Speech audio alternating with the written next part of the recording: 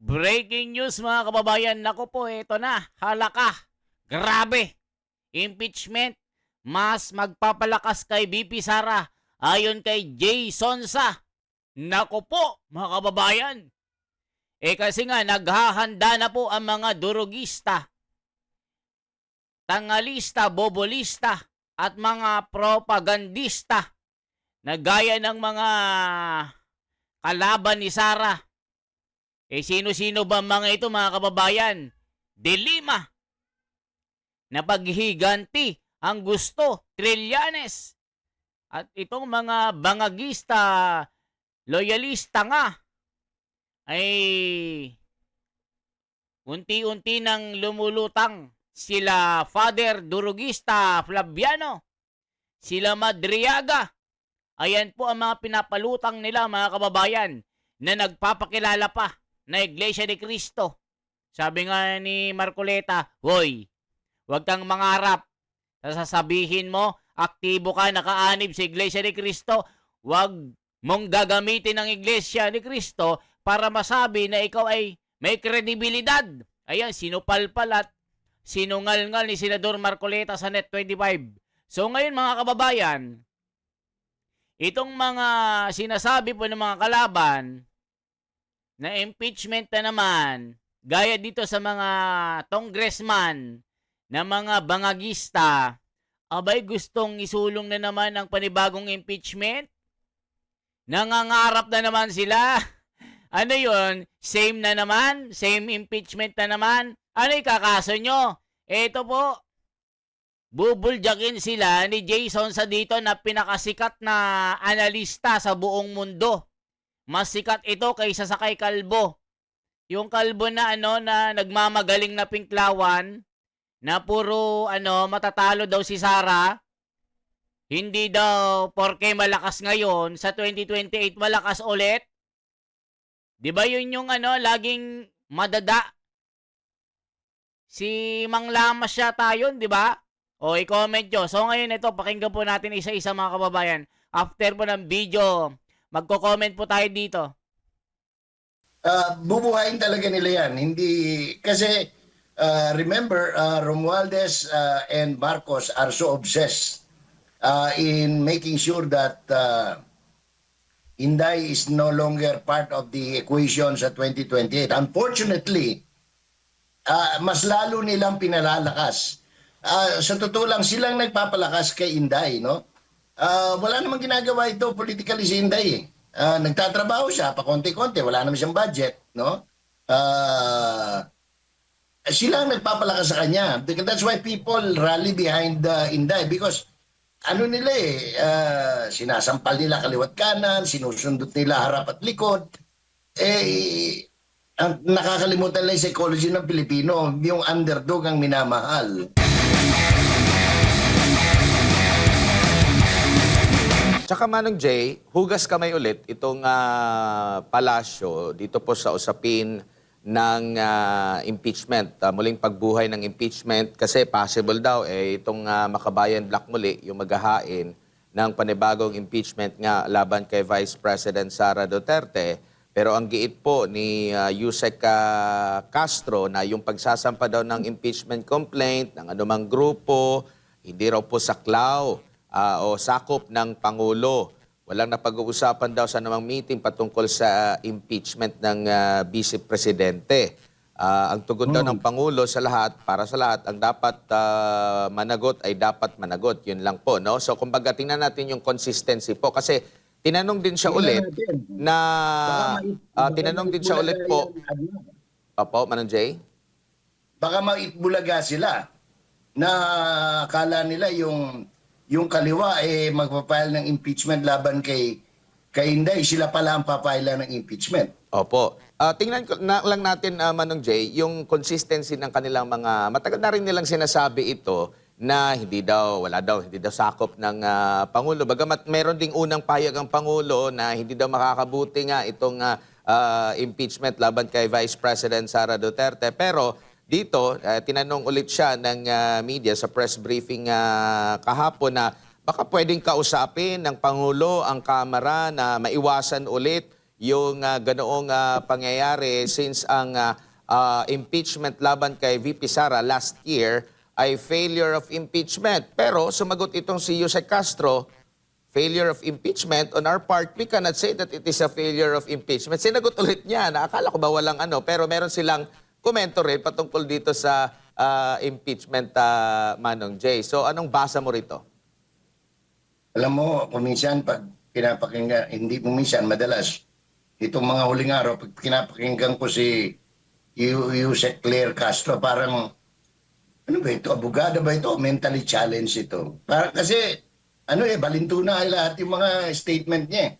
Kaya, wala nang kredibilidad. Kaya nga ang spokesman ngayon, si Bongbong Marcos na mismo. O, nakita nyo mga kababayan?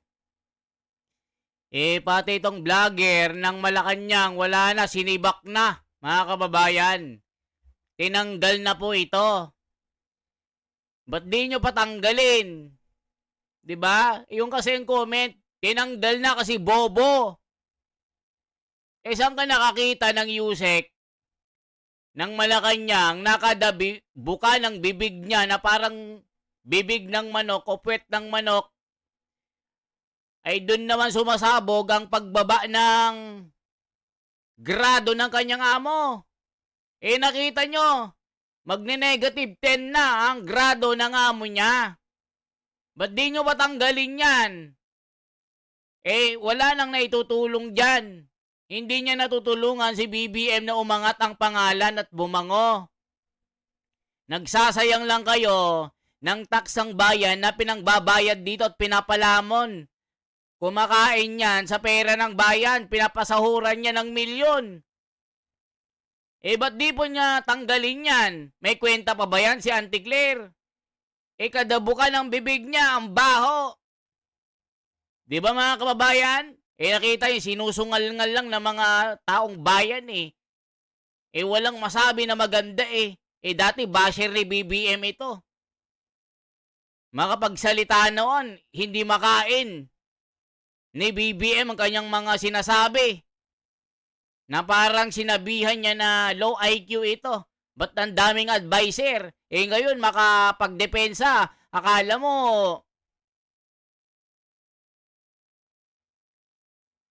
kakain ng utot Mga kababayan. Komento nyo, di ba? Basher yan si Auntie Claire. Ngayon, tignan nyo. Sinungal-ngalan ng milyones sa muka. Kung makapagdepensa kahit sablay na 20 pesos sa bigas hanggang sa December 31 na makulong yung mga politiko na buhaya, walang nangyari. Tignan nyo sa Auntie Claire. Abogado pero nganga ang utak. Yan ang sabi ni Jason Sa. Okay, tuloy pa natin. No, di ba? SSS, siya na nag-a-announce. GSI, siya na nag-a-announce.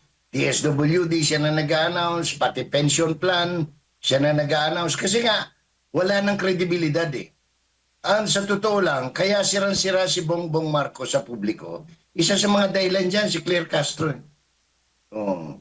So, when Claire speaks, yung kabila na ang paniwalaan mo kasi malabo ito.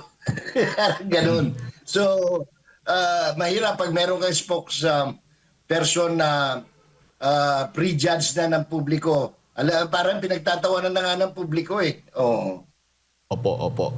Sir Jay, huli na lang, kung malakas po yung umuugong na mga balitang bubuhayin muli itong impeachment laban kay Vice President Sara Duterte, possible ba na meron ding impeachment laban kay PBBM? Bubuhayin talaga nila yan. Hindi, kasi remember, Romualdez and Marcos are so obsessed in making sure that Inday is no longer part of the equation sa 2028. Unfortunately, mas lalo nilang pinalalakas. Sa totoo lang, silang nagpapalakas kay Inday, no? Wala namang ginagawa ito politically si Inday nagtatrabaho siya, pa konti-konti, wala naman siyang budget, no? Sila ang nagpapalakas sa kanya. That's why people rally behind Inday because nila sinasampal nila kaliwat kanan, sinusundot nila harap at likod. ang nakakalimutan lang yung psychology ng Pilipino, yung underdog ang minamahal, no? Ngayon, magpa-file ba sila? Certainly mayroong ipa-file yan. Kahit na paulit-ulit, walang kwentang impeachment, they will try. They will not abandon that, no? Pero Sir Jay, Ngayon, opo, yung ang dapat maghandaan nila, and I'm sure it will come, with this recent development, na yung kalyado nila o kung paniniwalaan natin yung sinabi ni Franz Castro, yung binayaran nila para dutin si Inday, baka sila kanila na bumalik ngayon at sila na ang dutin, no? At Bali-balita nga po mga kababayan, itong 2026 na national budget, ito ang panggagasto para siraan si Sara Duterte para ipangsuhol sa impeachment dito sa mga congressman na ito mga kababayan. 2026 national budget, pinakamasamang budget. Sabi ni Tito Soto, naku po, napakaganda nito. Pinakamalinis sa kasaysayan. Sabi ni Tito Soto na school bukol ang utak na laging parang quotation lagi ang laman ng utak na pang grade 1. Ngayon, nasupalpal ni Marcoleta. Totoo, Lacson, Tito Soto. Kasi pag sinabi mong Lacson, parang Tito Soto na rin ang utak. Nabasa mo? Inanalyze mo lahat? Kaya nga bumoto ng no ito si Marcoleta eh. sila na, and I will not be surprised if the progressive group will file an impeachment complaint against President Marcos. sa tingin po ninyo, uusad po yan kung mayroon pong impeachment laban kay Pangulong Bongbong Marcos Jr. na ihahain this year? Depende yan kasi kung magkakaroon ng realignment of forces, sabi nga ni Admar kanina, yung redirection, political redirection, kung ako congressman, at tingin ko mukhang, ano nang tawag to, wala nang kakwenta-kwenta, no? Anong tawag nito, lame duck na ang presidente. For my political survival, I will do what is best for me. And hindi ko inaalis yan sa marami, the greater majority of the politicians from the Philippines. Ginawa na nila many times. Noong EDSA Revolution, hindi pa nga tapos ang revolution, nagbaliktaran na sila Joe de Venecia, lahat, no? Pagkatapos, ganun din nung kay ERAP, di ba? Hindi pa nakakatawid ng Pasig River si ERAP, bumaliktad na sina Angara, sina lahat, Sakit ng Pilipino politicians yan. Pag nakita nilang tagilid na ang bangka ng kanilang dating sinasakyan, lumilipat ng kabilang bangka yan. So, huwag pakakatiyak si Marcos because number one, especially now, unless yung mga hinugot na budget dyan, gagamitin na naman ng Marcos administration para pang-jukebox nila sa mga congressman, makalumusot yung impeachment ni Inday. Pero I doubt it. Because right now, what I see, from a political vantage point, they are already changing gears, Jay. At hindi ako anong tawag nito? Nakikinig, nanonood yan eh. Tingnan natin within the next 2 weeks. No? Kung sa loob ng 2 linggo, may malaking pangyayari. Dahil remember, merong kang ginalit na mga general. Merong mga expose na mga political kingmakers like Chavit. You have to consider this development. Merong kang focus factor. Merong kang Chavit factor. Merong kang Makabayan Black factor. Ang daming dapat tingnan sa loob ng 2 linggo. Ayan mga kababayan. Dahil nga po sa mga pangyayaring ito, ang daming kalaban ni BBM ngayon. Makakaliwa. Binomba ni BBM itong makakaliwa doon sa Occidental Mindoro kung hindi ako nagkakamali. Basta parte ng Mindoro. Kaya nga itong si Franz Castro at Dilima, pati sila Paduano, galit na dito. Na kung dati sanggang dikit sila at nagsasalo sila sa pansit na mainit. So ngayon mga kababayan, si Chavit Singson din, kilala po natin na kingmaker ito. Hindi rin makusundo ni BBM. Tapos meron pang Romeo Pocky sa kanyang pinadakip, pinaresto nung kasagsagan po ng Maduro. Ngayon, gagalitin pa niya ang taong bayan sa impeachment ni Sara Duterte. Saan ito pupunta? Baka bumaliktad ang lamesa.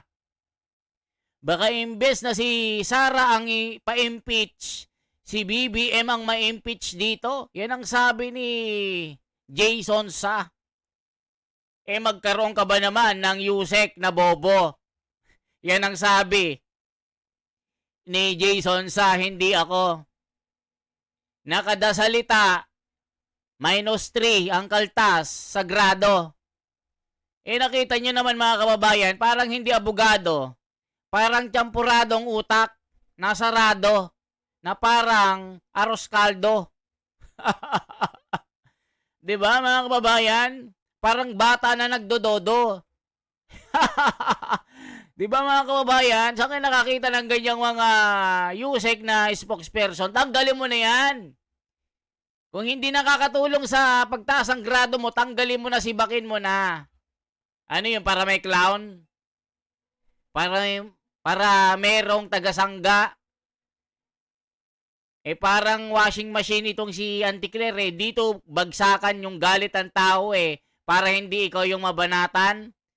Kadabanat kay Auntie Claire, sa'yo nabubugbog O yan ang sabi ni Jason Sa, ha? Hindi tayo, tuloy natin. Who knows? In 2 weeks, baka nakabalik na si Duterte sa Davao. Si PRRD. We do not know. A lot of things can happen. Wala nga nag-isip na mangyayari yung nangyari kay Maduro. Di ba? Oh. So itong maraming interplay na dapat panoorin natin at tingnan natin kung saan papunta, Jade at Mara. Makita nyo, di ba? Baka mamaya, sabi ko nga sa inyo the table will turn. Iikot yung gulong, mga kababayan. Sinong mag-aakala nga? Totoo nga naman, si Maduro. Masarap ang tulog niya. Masarap ang pagyugyug niya sa kama. Natutulog habang kumakain ng masarap na arroz caldo. Ayun, dinakip at kinidnap ni Donald Trump. Sinong nakakaalam? Baka sabi nga ni baka sumunod ang Pilipinas habang tumitibog, habang nagpupulburon nito, baka isunod ni Donald Trump. Halaka, mga kababayan ko. Who knows? Baka si Tatay Digong bukas sa Davao na. Halaka. Di ba yung ICC wala na? Nilitsyon na. Nakarma na. Bali-balita nga yung mga ICC judge, unti-unting nalalagas. Tinatadtad ng karma. Dahil sa takot na baka isunod sila ni Donald Trump. Baka maging Maduro ang buhay nila. I-comment nyo. Kung umabot kayo sa part na ito, maaaring i-komento mo. The Wonders, umabot ako sa bidyong ito. Nandito ako sa Venezuela. Nandito ako sa Europe habang nandito si Maduro. Okay? Nandito ako sa Taiwan. Malapit lang sa West Philippine Sea. Nandito ako sa Quezon City. Dito ko sa Lubang, Laguna, Batangas, sa Quezon City. Dito sa Calawag, ganon. Okay? This is the Wonders Philippines. Isang like, isang share po, at isang subscribe for transparency, for a better democracy. Mabuhay po mga kababayan. Salamat sa inyong suporta.